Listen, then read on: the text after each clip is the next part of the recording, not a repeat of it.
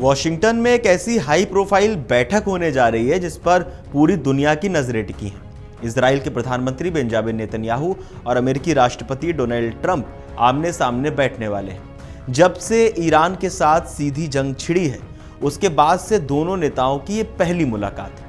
कहने को तो दोनों बहुत पुराने और पक्के दोस्त हैं, लेकिन इस बार माहौल थोड़ा बदला बदला सा है। हवा में थोड़ी कड़वाहट है, थोड़ी दूरियां हैं और बहुत सारा राजनीतिक दबाव है।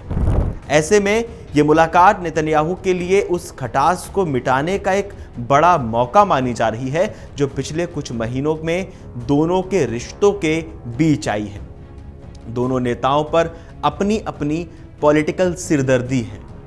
अगर आप सोच रहे हैं कि ये सिर्फ दो देशों की रूटीन बैठक है तो जरा उनके घरेलू हालात पर नजर डालिए।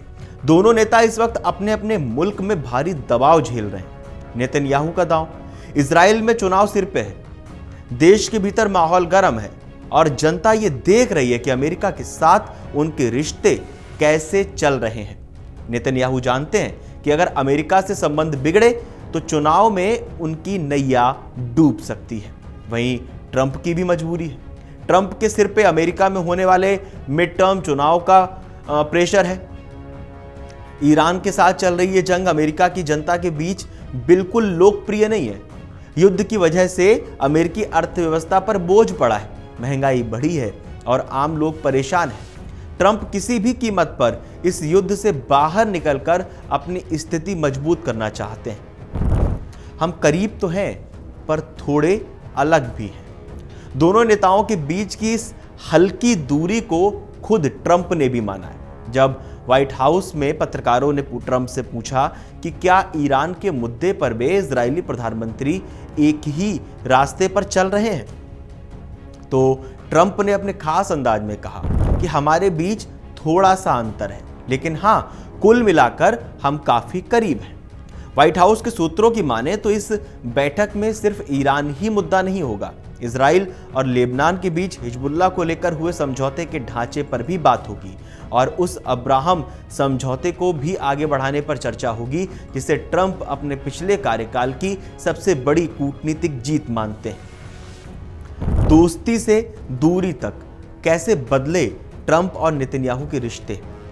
ट्रंप और नेतन्याहू का रिश्ता हमेशा से किसी रोलर कोस्टर की सवारी जैसा रहा है, कभी बहुत मजबूत तो कभी अचानक तनावपूर्ण। लेकिन जब ट्रंप दोबारा व्हाइट हाउस लौटे तो लगा कि ये जोड़ी फिर से कमाल करेगी।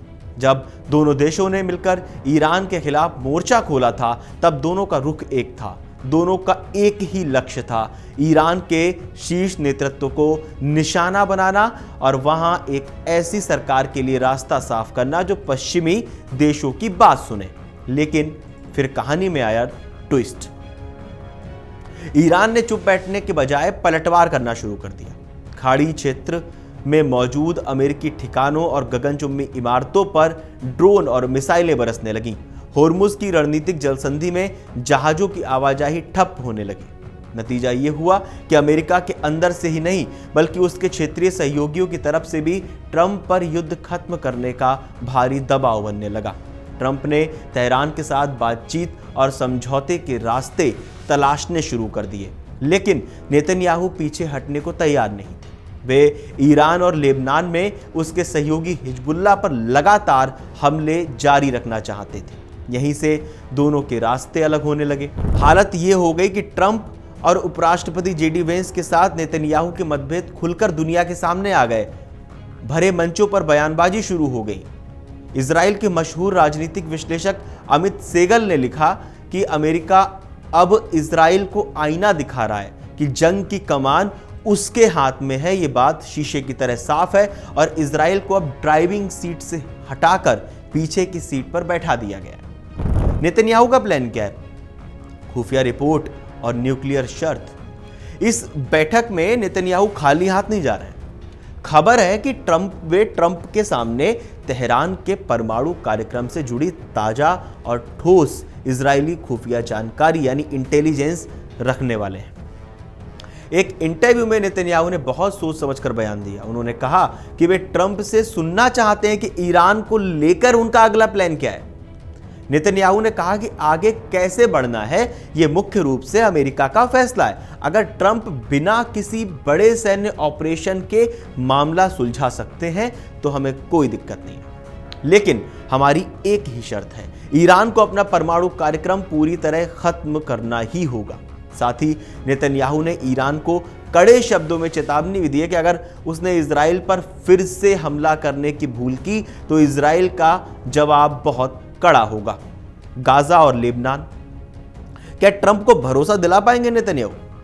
नेतन्याहू के लिए बैठक सिर्फ ईरान तक सीमित नहीं है, उन्हें ट्रंप को यह भरोसा दिलाना होगा कि वे गाजा और लेबनान में अमेरिका के शांति और पुनर्निर्माण के प्रयासों में रोड़ा नहीं अटकाएंगे।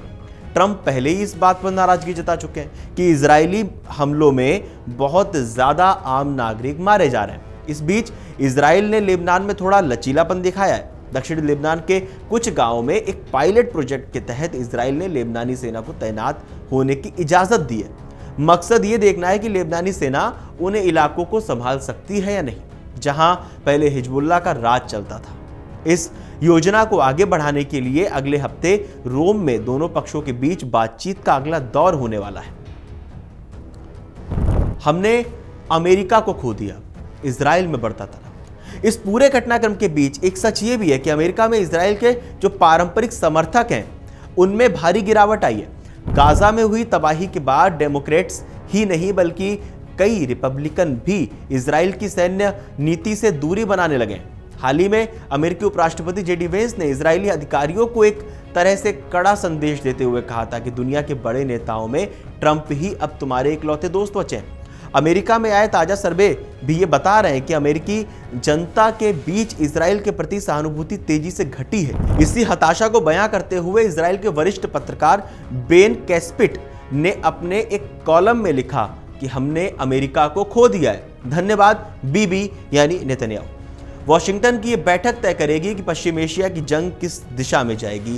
क्या नेतन्याहू अमेरिका को अपनी शर्तों पर राजी कर पाएंगे या फिर ट्रंप अपनी राजनीतिक मजबूरी के चलते इजराइल को पीछे हटने पर मजबूर करेंगे? जवाब बहुत जल्द सामने होगा। आप लोगों को क्या लगता है इस बैठक को लेकर? हमें कमेंट बॉक्स में आप जरूर बताएं और देश और दुनिया की तमाम बड़ी खबरें जानने के लिए आप जुड़े रहिए amarujala.com के साथ। बहुत बहुत धन्यवाद। अगर आप ये वीडियो YouTube पर देख रहे हैं तो हमारे चैनल को सब्सक्राइब कर बेल आइकन दबाएं और Facebook पर देख रहे हैं तो हमारे पेज को लाइक करें।